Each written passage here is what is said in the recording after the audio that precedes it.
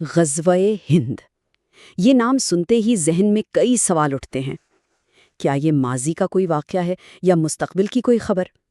آج ہم اسی پر اسرار پیشین گوئی کی گہرائیوں میں اتریں گے اور جانیں گے کہ کیا یہ واقعی ہندوستان کے لیے ایک فیصلہ کن جنگ کا اشارہ ہے؟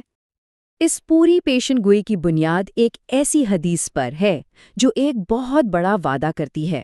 ذرا سوچئے، دو ایسے گروہ جن کو جہنم کی آگ سے پناہ دے دی جائے گی، ایک وہ جو ہندوستان کو فتح کرے گا اور دوسرا وہ جو حضرت عیسیٰ علیہ السلام کے ساتھ ہوگا۔ تو یہ صرف ایک جنگ نہیں ہوئی، یہ تو ایک روحانی مشن ہوا، ایک مقدس کام۔ تو پھر بنیادی سوال یہی ہے، کیا غزوہ ہند ماضی کا ایک باب ہے جو بند ہو چکا، یا پھر یہ مستقبل کا کوئی آنے والا طوفان ہے؟ انہی دو بالکل الگ نظریات کو آج ہم دیکھیں گے۔ تو آج کے اس سفر میں ہم کیا کیا دیکھیں گے؟ سب سے پہلے تو ہم اس پیشین گوئی کی اہمیت کو سمجھیں گے، پھر ماضی اور مستقبل والی جو تھیوریز ہیں ان کا آپس میں موازنہ کریں گے۔ اس کے بعد امام مہدی کی آمد کے بارے میں بات ہوگی، پھر دیکھیں گے کہ اس جنگ کی ممکنہ وجوہات کیا ہو سکتی ہیں، اور آخر میں اس عظیم جنگ کا انجام کیا بتایا گیا ہے۔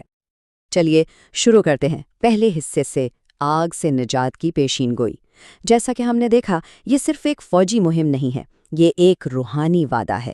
اس میں حصہ لینے والوں کے لیے ایک طرح سے جنت کی ضمانت۔ اب آتے ہیں دوسرے حصے پر، ماضی کا حملہ یا مستقبل کی جنگ۔ یہاں سے اصل بحث شروع ہوتی ہے جو اس پیشن گوئی کو دو ٹکڑوں میں بانٹ دیتی ہے۔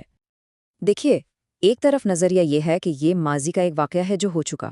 کب؟ 712 عیسوی میں محمد بن قاسم کی قیادت میں، اور اس کا مقصد تھا اموی سلطنت کو پھیلانا۔ دوسری طرف نظریہ یہ ہے کہ نہیں، یہ تو آنے والے وقت کی، یعنی آخری زمانے کی بات ہے۔ اس کو لیڈ کریں گے امام مہدی، اور اس کی وجہ اموی توسیع نہیں بلکہ مسلمانوں پر ہونے والا ظلم ہوگا۔ تو جو لوگ کہتے ہیں کہ یہ ہو چکا، وہ ہمیں 712 عیسوی میں لے جاتے ہیں۔ حجاج بن یوسف کے حکم پر ان کا بھتیجا محمد بن قاسم 6000 سپاہیوں کا لشکر لے کر عراق سے نکلتا ہے۔ پہلے دیبل یعنی آج کا کراچی، اس پر قبضہ ہوتا ہے، پھر آروڑ کی جنگ میں وہاں کے حکمران راجہ داہر کو شکست ہوتی ہے، اور آخر میں سونے کا شہر یعنی ملتان بھی فتح ہو جاتا ہے، اور اس علاقے پر کنٹرول مکمل ہو جاتا ہے۔ لیکن سوال یہ ہے کہ کیا یہ واقعی وہی غزوہ ہند تھا جس کی پیشین گوئی کی گئی تھی؟ ہمارا ماخذ اس نظریے کو بالکل غلط قرار دیتا ہے۔ چلیے دیکھتے ہیں کہ وہ اس کی کیا وجہ بتاتا ہے۔ ماخذ کے مطابق اس نظریے کو رد کرنے کی کئی وجوہات ہیں۔ پہلی بات، یہ حملہ حجاج بن یوسف کے حکم پر ہوا، جسے ایک ظالم حکمران سمجھا جاتا ہے۔ دوسری بات، اس کی قیادت بنو امیہ کے پاس تھی، جن کے بارے میں منفی روایات ملتی ہیں۔ تو ماخذ کا نقطہ یہ ہے کہ کیا ایسے لوگ ایک اتنی مقدس پیشن گوئی کو پورا کر سکتے ہیں؟ ان کے مطابق جواب ہے بالکل نہیں۔ یہ ایک سیاسی جنگ تھی، کوئی دینی جہاد نہیں۔ اگر غزوہ ہند ماضی میں نہیں ہوا، تو پھر مستقبل میں اس کی شکل کیسی ہوگی؟ یہاں سے ہم تیسرے حصے میں داخل ہوتے ہیں، امام مہدی کی آمد۔ اس کا جواب ایک ہی نام میں چھپا ہے، امام مہدی۔ محض کے مطابق امام مہدی کے ظہور سے پہلے دنیا میں بہت بڑی تبدیلیاں آئیں گی۔ پہلے شام میں سفیانی نام کا ایک ظالم حکمران آئے گا، پھر سعودی عرب میں تخت کے لیے جنگ شروع ہو جائے گی۔ اس کے بعد مکہ میں کعبہ کے پاس ایک ایسی شخصیت ظاہر ہوگی جو قیادت نہیں چاہتی ہوگی، لیکن لوگ انہیں زبردستی اپنا امام بنا لیں گے۔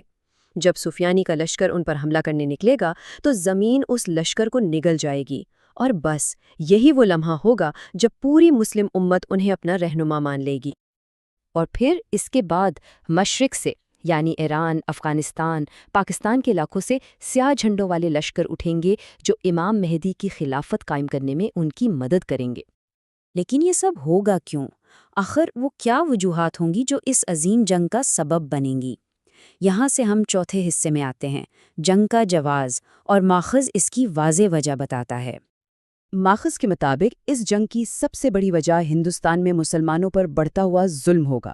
اس میں وہ بابری مسجد کے واقعے کا ذکر کرتے ہیں، شہروں کے نام بدلنے کا، مسلمانوں کے گھروں اور دکانوں کو گرانے کا، پھر لو جہاد جیسے الزامات، مسلمانوں اور مساجد کی نگرانی، مسلمانوں کو نشانہ بنانے والے قانون، اور یقیناً کشمیر کی صورتحال۔ یہ سب اس جنگ کے لیے ایک جواز کے طور پر پیش کیا جاتا ہے۔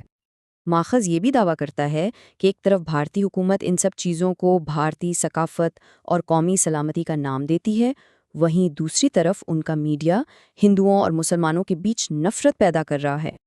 اس کے علاوہ ایک اور اہم نقطہ اٹھایا گیا ہے، وہ ہے ہندوستان کا ایک عالمی طاقت کے طور پر ابھرنا اور اس کا امریکہ، اسرائیل اور فرانس جیسے ملکوں کے ساتھ اتحاد۔ یہ بھی اس جنگ کی طرف لے جانے والا ایک عنصر سمجھا جاتا ہے۔ تو چلیے اب آگے بڑھتے ہیں 5ویں اور آخری حصے کی طرف، ہند کی آخری جنگ۔ اب ہم اس پیشن گوئی کے بالکل عروج پر ہیں، وہ فیصلہ کن جنگ جس کا نتیجہ پہلے سے لکھا جا چکا ہے۔ اور یہ کوئی چھوٹی موٹی معمولی جنگ نہیں ہوگی۔ ماخذ کہتا ہے کہ یہ ایک خطرناک عالمی تنازع ہوگا جس کی آگ پوری دنیا کو اپنی لپیٹ میں لے سکتی ہے۔ اس جنگ میں ہندوستان اکیلا نہیں ہوگا، بلکہ اس کے ساتھ امریکہ اور اسرائیل جیسے طاقتور ملک کھڑے ہوں گے، اور اسی وجہ سے یہ ایک انتہائی مشکل معرکہ بن جائے گا۔ تو اتنی خون ریز جنگ کا انجام کیا ہوگا؟ حدیث کے مطابق فتح آخرکار مسلمانوں کی ہوگی اور ہندوستان کے حکمرانوں کو زنجیروں میں جکڑ کر پیش کیا جائے گا۔ ایک اور حدیث اس جنگ کی اہمیت کو اور بھی واضح کرتی ہے، جس کا مفہوم ہے، اگر تمہیں اپنا سب کچھ، اپنی دولت، اپنی طاقت، سب کچھ لگا کر بھی اس جنگ میں جانا پڑے تو ضرور جانا، کیونکہ یہ آنے والے وقت کی سب سے اہم جنگ ہوگی۔ تو غزوہ ہند کیا یہ تاریخ کا ایک بھولا ہوا سبق ہے یا پھر مستقبل کا ایک خطرناک روڈ میپ؟ اس سوال کا جواب ہر کسی کو اپنی تحقیق اور سمجھ بوجھ سے تلاش کرنا ہے۔